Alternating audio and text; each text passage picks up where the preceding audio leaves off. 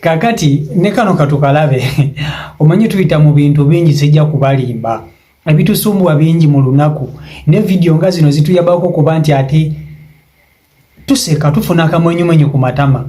Video eno nkimanyi nja kuteeka akamwenyumwenyu ku matama go. Kakati abaami bano babiri bali era nga ku bitundu gye bava buli kitundu kiina omuli waayo.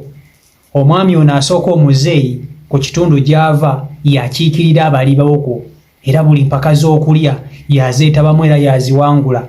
Omwami omulala gw'olaba ono eyeebigise Rolex ogunene okukira omwana omuto.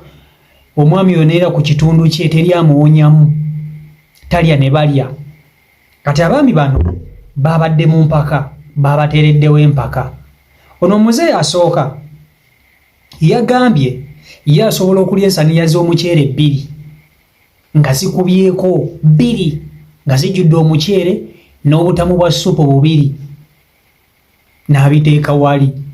Be yabigambye ne bawakana n'abagamba mubireete empaka za bikuwunyako mubireete. Munnanga abantu tebakoze tebabadde bakyamu nga balyoka baleeta ensaniya z'omuceere 2 nga bazimuteera mu maaso n'obutamu bwa supu 2 ndozadde supu wa nnyama na bijanjaalo nga babimuteera mu maaso. Muzeeyi yasuse n'akubagana essaniya esooka n'agiteeka wali. Essaniya esooka ng'ejjule n'agiteeka wali era ogiraba nkalu. Eyo gy'aliko yakubiri naye ali mu kugikuba agimalewo agiteeke wali. Musajja mukulu ali myaka nga 60 n'etalya ne balya. Omwami omulala gw'olaba ono yeebigise Rolex ogunene okukira akaana akawere izo gamba oba akutte kaana mu ngalo n'ezo Rolex. Yagambye yasobola okulya chapati 10 ez'olukumi zino ennene n'amagi 28 n'eccupa ya soda. Be yagambye ne bawakana n'abagamba mubireete. Munange nabo tebabadde babi nga bagenda ku kikomando nga bakubisa amagi 28 nga bagateeka mu Rolex ne chapati ze 10 nga bazinga oguntu nga bwagukutte. Agukubagana alina okugumalawo. Kansooke mutuseeko abaami bano obeerabireko video gimpirika like video yiyo.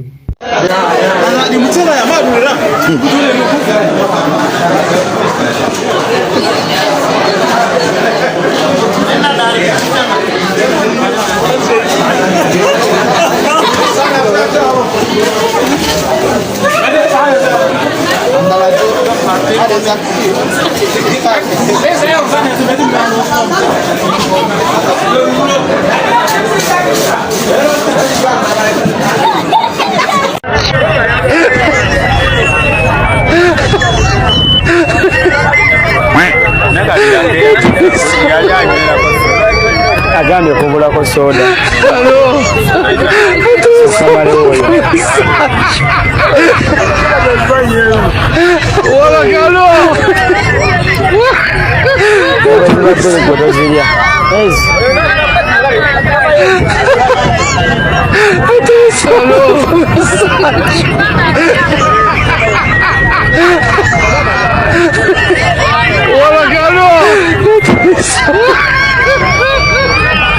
Senga ate boss yate muno ngamule.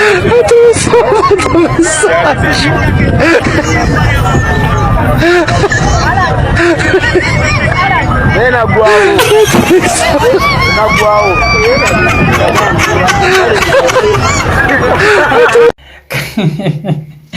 Kakati bobanga oli eyo gwe ku kyalo gy'ova nga weetenda okulya munnange ebyo byolimu biwero. Mb'olya buno bubakuli 2 ne weeyongeza mb'okubye buddabo mb'ogenda ku mukolo n'okuba tuddabo twotwo ebyo biwero. Bano basajja abali omenye kitegeeza omuntu okulya ensaniya y'emmere n'agimalawo. Kati kubamu akafaananyi ku zino ensaniya zibalanga ku TikTok ez'emmere zibaako piraawo, zibaako chapati, zibaako enkoko, zibaako biki, zibaako omuceere, buli kimu. Omuntu omu n'alumalawo n'alulya olw'emitwalo 5. Omuntu n'alulya n'agamba n'olulala nsobola oddulya. Omuntu oyo aba tali yekka. Era abaami bano naddala muzeeyi ono asaana okunoonyerezaako muzeeyi ono asaana okunoonyerezaako, tali yekka sijja bbali. Muzeeyi tali yekka. Muzeeyi yalidde olusaniya olusooka n'aluteeka ebbali. Ababadde basibye ne bagamba omusajja akoze atya, alulidde nti muzeeyi nga yetta mu mulaba alikoze ng'abaka olulala nga nalwalulya lulwala ndero ddumalawo. So video eno wenjikoledde muzeeyi ensani yazikubye ettale naye simanyi oba yagenze mu ttooyi kati wanaasitama muzeeyi wanaasitama ebinyonyi tebibuukirawo. Maama yaziridde ssebo omusajja yaziridde. Ate ku sayidi eno omwami oyo yalidde Rolex mumulabye. Omwami oyo naye yabadde agamba abasajja n'abagamba nze nno gwe mulaba nsobola okukola Rolex amagi 28 ne chapati 10 ez'olukumi. Jukira ezo chapati ziba nnene nenzira nenzimalawo. Ne balowooza nti asaaga. N'abagamba mba mulowooza nsaaga, muzigule muzireete.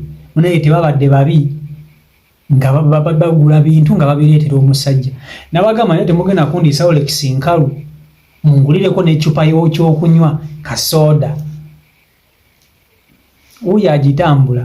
Bamubuuza nayo n'agimalawo. N'abagamba mugende empola mukakkane musale puleesha Holland. Abagambye Holland mukakkane mwe mutunule kyenzizaako mulabe ebiddirira.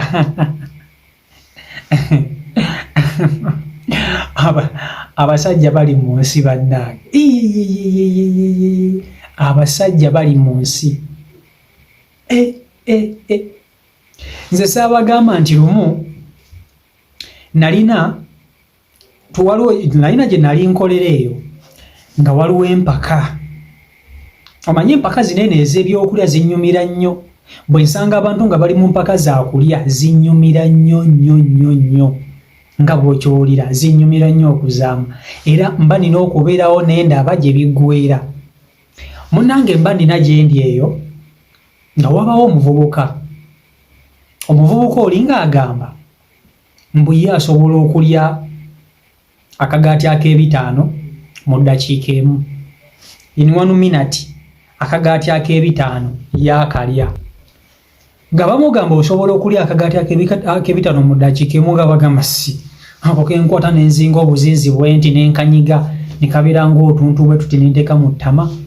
Nga bamugamba kale bwe kakulema nga bateekawo emitwalo egi agenda okulya akagaati ng'ateekawo emitwalo 5 n'oli asibye ng'ateekawo emitwalo 5. Agenda okulya akagaati bamusalirako ne ku ssene ne bamugamba gwe siba emitwalo 3 ffe tukagule tukaleete naye tekugenda bba kyakunywa. Ng'agamba tewali buzibu gye emitwalo 7 kitegeeza bagenda muwa emitwalo 5 gya bwereere singa akalya. Ng'oli agenda agula akagaati ka 5 nga bamugamba singa akakulima zigenda bba kibooko. Ekyo ng'akigaana naye nga akagaati bakaleeta.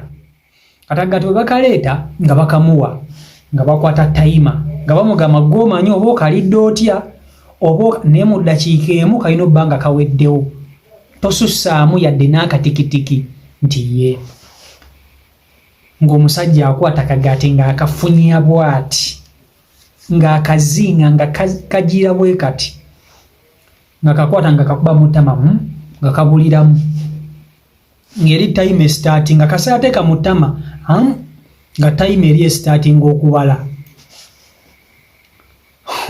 Omusajja akagaati kaali kamusse. Yali akagaati yakalira eddakiika kumpi 3. Yakalira kumpi eddakiika kumpi 3. Zaali eddakiika 2 ne seconds ezigwamu. Akagaati nga kaganyumira nga kaganya oyita wano nga kakalu. Nga amalusu tegasobola kukatwala gye kalina kulaga. Baamulya ssente. So kati bano abasajja simanyi kye beesigane ate bo bano balala. Video webale kuba nti ate ogiraba. Si omaiko Uganda YouTube channel kwoli mwebale kuba nti ate mugoberera. Abasubscribing edda mukola ky'amaanyi nnyo nnyini ddala mwebale nnyo okugoberera mukutu. Eno y'ensibuko y'amawulire. agatali edited bwengafuna bwengakuwa siwaayiriza sikonjera bwendifunye bwendikuwa subscribinga osobola okuba ntosubwa kola mukade ka notification bell obenga akado kataddeko bwenteekayo bwenti gwoba osooka okugiraba. Peace and love.